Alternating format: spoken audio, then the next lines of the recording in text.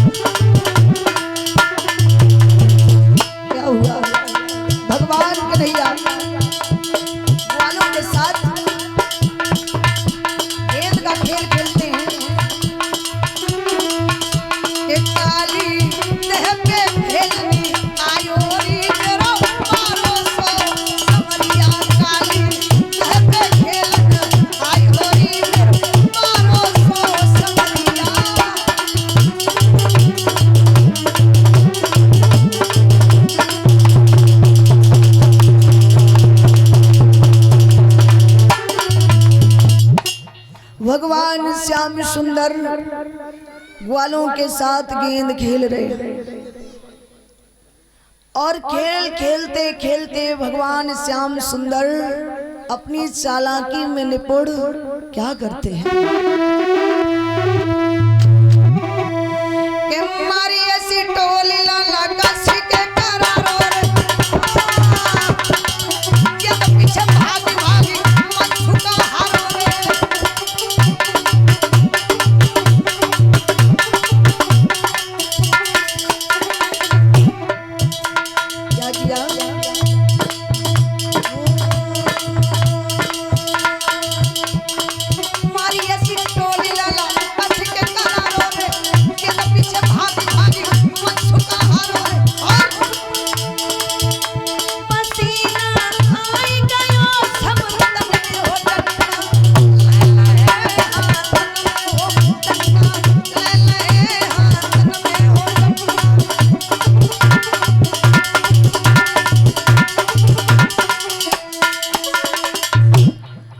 ग्वालों के साथ भगवान श्याम सुंदर गेंद को खेलते खेलते उन्होंने एक चालाकी कर दी।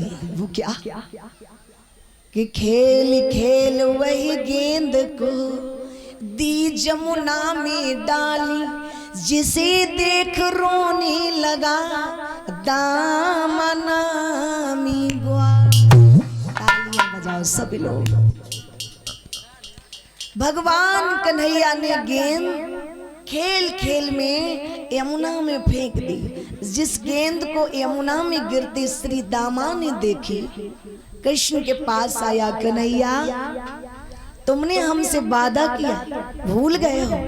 तुमने हमारी गेंद यमुना में फेंक दी है। सुनो, पहले आपने जो हमसे कहा है उस पर ध्यान दो, मुझे मेरी गेंद चाहिए।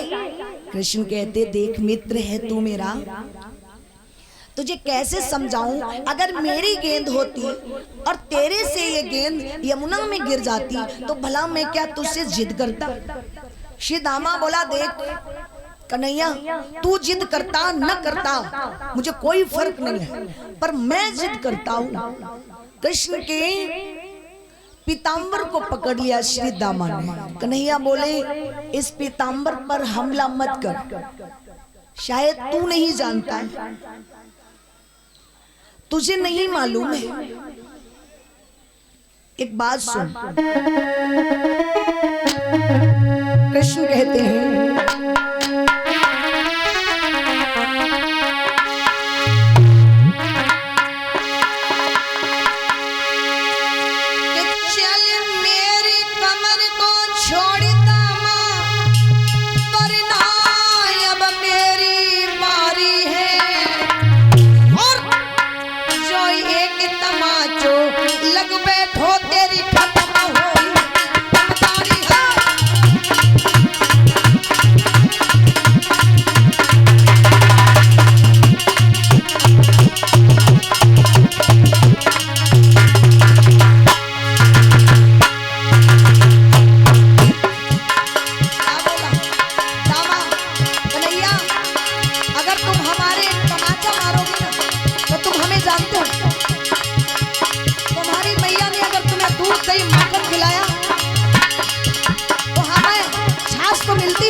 कृष्ण बोले, सुन दामा, जो मेरा झटका लग बैठा तो मुंह से लहू डालेगा, पालटी से बाहर कर दूंगा तो मेरे सामने डालेगा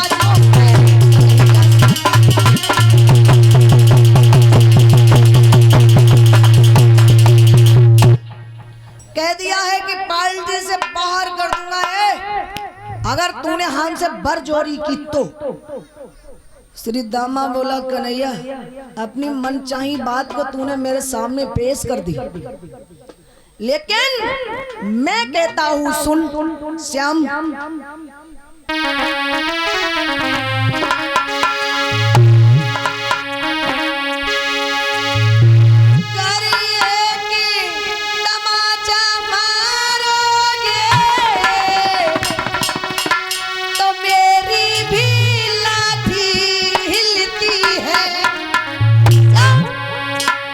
यदि माखन तुमने खायो है तो छाछ मुझे भी मिलती है।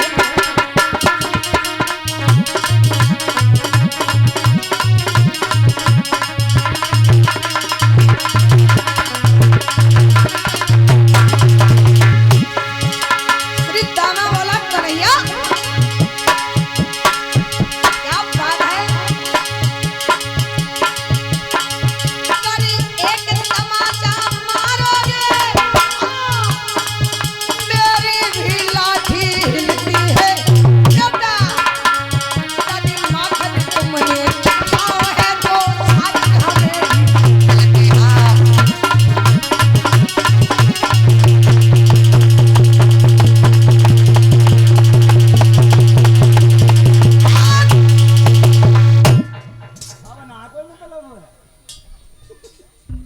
मेरे भैया इधर भगवान श्याम सुंदर कहते हैं तो इसका मतलब है तू हमसे बरजोरी करेगा। श्री दामा बोला, अगर तुम हमारी गेंद देने से मना करते हो, सूरमा तो तुम्हें तब समझे जब तुम मामा भोजराज कंस ने कमल के फूल मंगाए, यशोदा रो रही, बाबा नंद रो रहे, सब रो रहे, और तुमको जब बात मालूम होगी, जाओ बलवान हो तो जाके फूल दे आओ। कन्हैया बोले दामा तुझे जो नहीं कहना था वो तूने कह दिया। सुन, तुझे नहीं पता है मामा भोजराज कंस ने पुष्प मंगाए, तो सुन ले।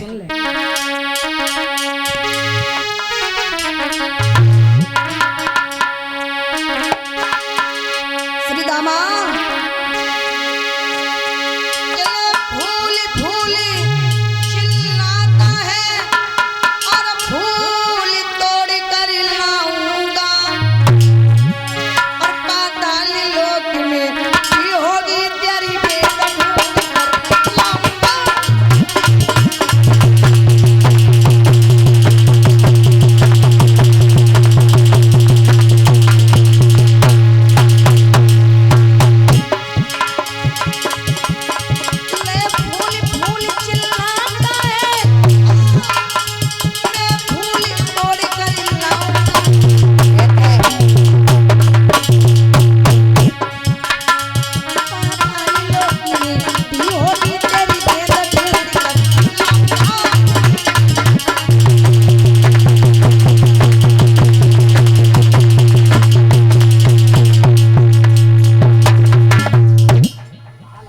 मेरे भैया उसी समय श्याम सुंदर कदम के वृक्ष पर चढ़ गए, अपने कमर से पीतांबर को कस के बांध लिया और जा करके यमुना में कूद गए। जैसे कृष्ण यमुना में कूदे तो सब ग्वाला श्री दामाओं को बुरा भला कहने लगे, कृष्ण को पुकारने लगे, कन्हैया कन्हैया तुम कहां चले गए, लौट आओ। लेकिन वहां पर कोई नहीं, कृष्ण ने आवाज तक नहीं दी। तो ग्वाला सभी पहुंचे हैं, यशोदा मैया को सूचना की, सारे ब्रज में सूचना हो गई, कृष्ण पहुंच गए हैं यमुना के किनारे, जो कूद करके अब वो आवाज नहीं दे रहे।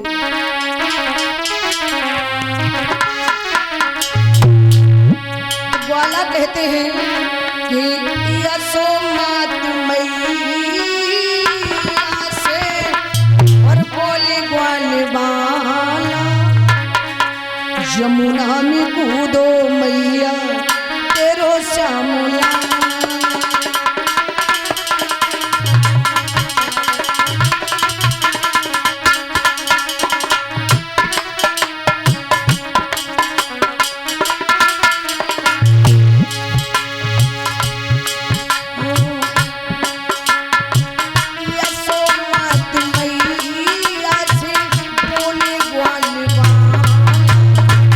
यशोमत मैया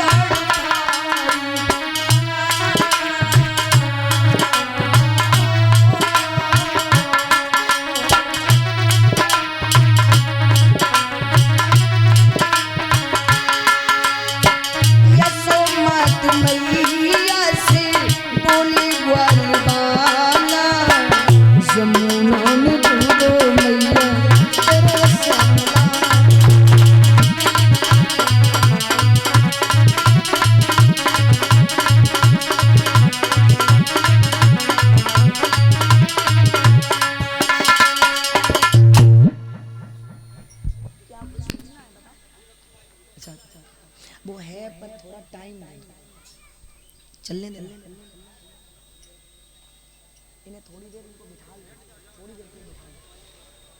बोलिए गोविंद भगवान की। यशोदा मैया बाबा नंद कृष्ण कृष्ण कह करके कन्हैया को पुकारते हैं, लेकिन श्याम सुंदर आवाज नहीं देते हैं। तो यशोदा यमुना में कूदने को उद्यत हुई तो दाऊ जी ने रोका, मैया वो कोई साधारण लाला नहीं है, वो तो अवतारी है। तो यशोदा एक ही बात कहती, वो क्या?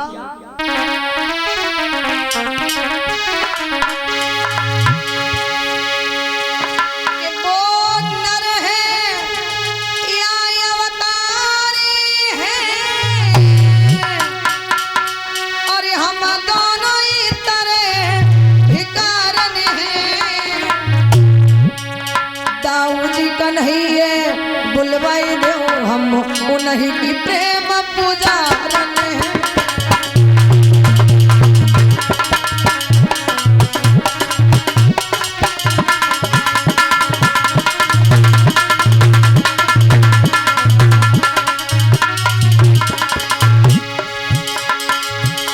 दाऊ जी कन्हैया बुलवाई दो हम उन्हीं की प्रेम पुजारन है।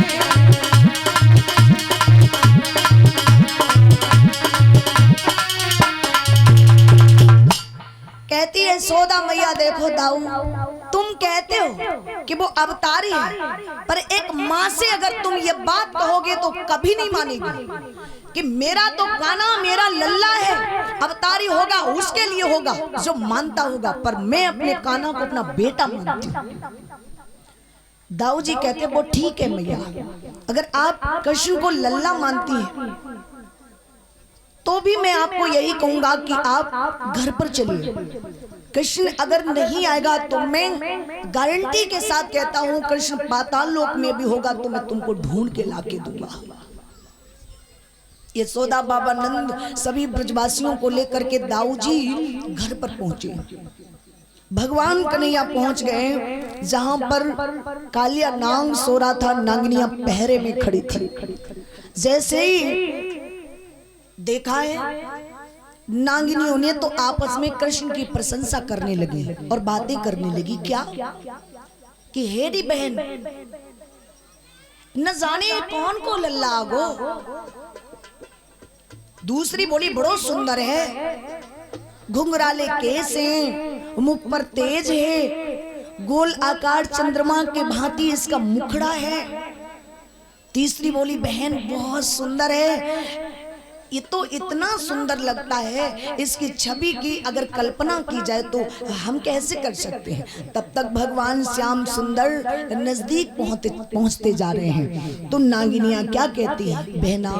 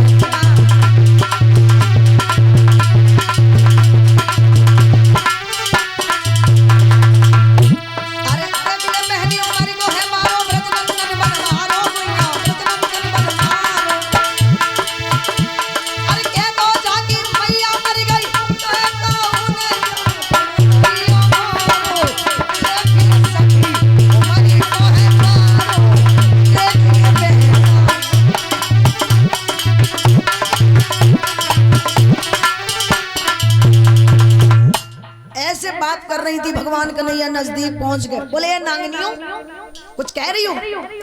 नांगनिया बोली कुछ नहीं लल्ला, मैं तो सोच रही थी कि भैया आपकी किस्मत बहुत अच्छी है, आप यमुना में कैसे आ गए? और किस्मत इसलिए अच्छी है कि मेरे पति सो रहे हैं और तुम आ गए। अगर हमारे पिया जागते होते ना तो एक फुसकार में तुम्हारी हड्डी को सुरमा बन जाते। जाओ लाला। कन्हैया बोले हम तुम्हारे पति से मिलने आए हैं, जरा जगा सकती हो? नागिनिया बोली देखो मैं तो पतिव्रता नारी ठहरी, भला मैं अपने पति को कच्ची नींद से नहीं जगा सकती।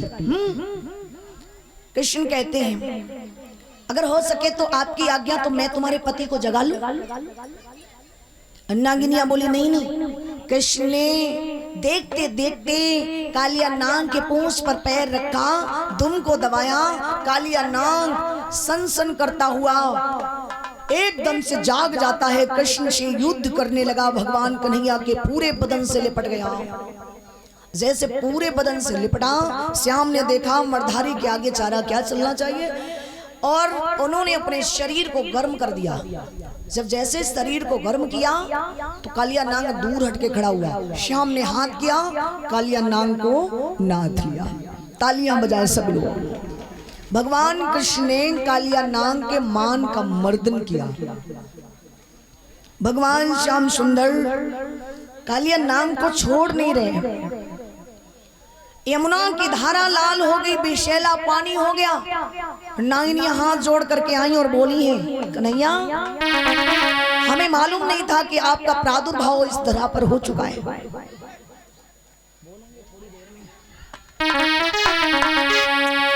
तामसी जीव है स्वामी, है तुमको नमो।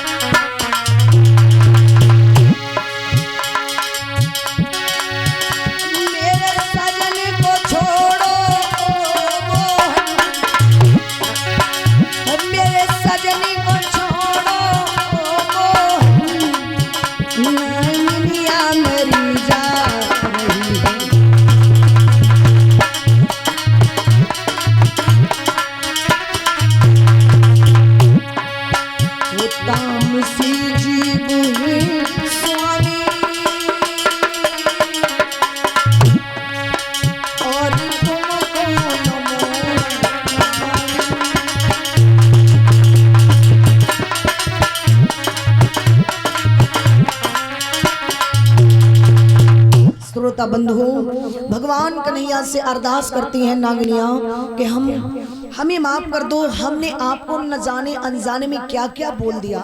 हमें मालूम नहीं था कि प्रभु आपका भी प्राकट्य हो गया है। हमारे पति को छोड़ दो, ये हमारे प्राणनाथ हैं।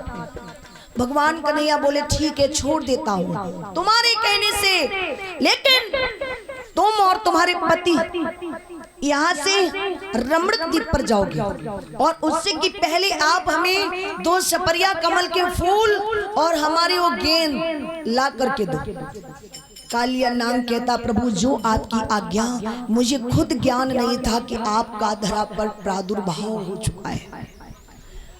उसी समय कालिया नाग गेंद और कमल के फूल ला करके कृष्ण को दे करके पीठ पर बिठा करके जैसे ही चलने लगते हैं तो कहा है कि आप रमणक द्वीप पर जाना। तुम्हारा परिवार जो यहाँ यमुना की धाम में रह रहा है वो रमणक द्वीप पर जाना। तो काली नाग कहता है कि क्षमा करना कि रमणक द्वीप पर हमें गरुड़ जी रहने नहीं देंगे। तो भगवान कन्हैया कहते हैं कि गरुड़ जी का अहम टूट जाएगा जब तुम्हारे सर पर हमारे पैरों के निशान देखेंगे। भैया भगवान कन्हैया को लेकर के कालिया नाग यमुना से बाहर जाकर के छोड़ देता है।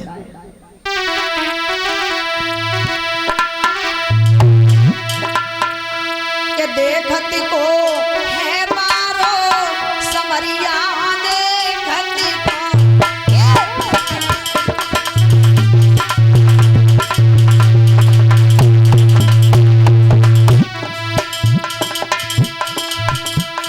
और जो माताएं यदि हमारी बधाई डालना चाहें तो जरूर डालें। देखती को देखती को छोड़ो कन्हैया, देखती को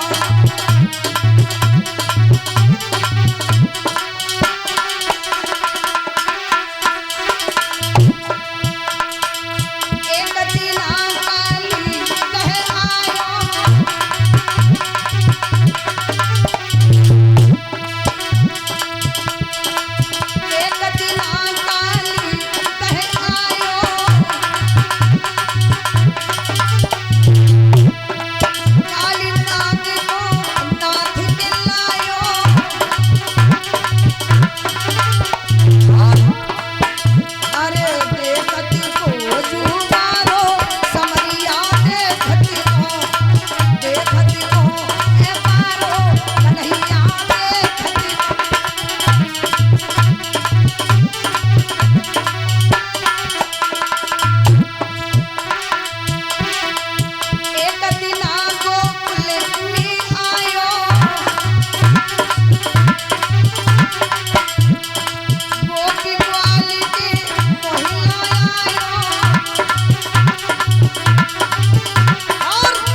देखत को जू छोटो कन्हैया देखत को सुपारो समरिया देखत को।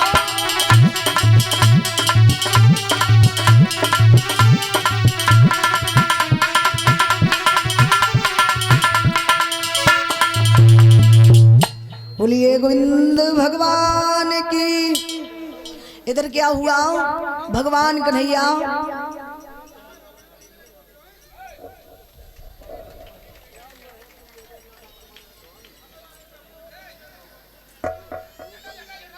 भगवान श्याम सुंदर उस गेंद को ले जाते हैं, श्री दामा को दिए हैं और वो फूल मामा भोज राजकंस को भिजवा दिए। यशोदा मैया ने कृष्ण को देखा तो झपट के जेठ भर ली, कन्हैया से कहा तुझे कहीं नहीं जाने दूंगी। बोलिए गोविंद भगवान की।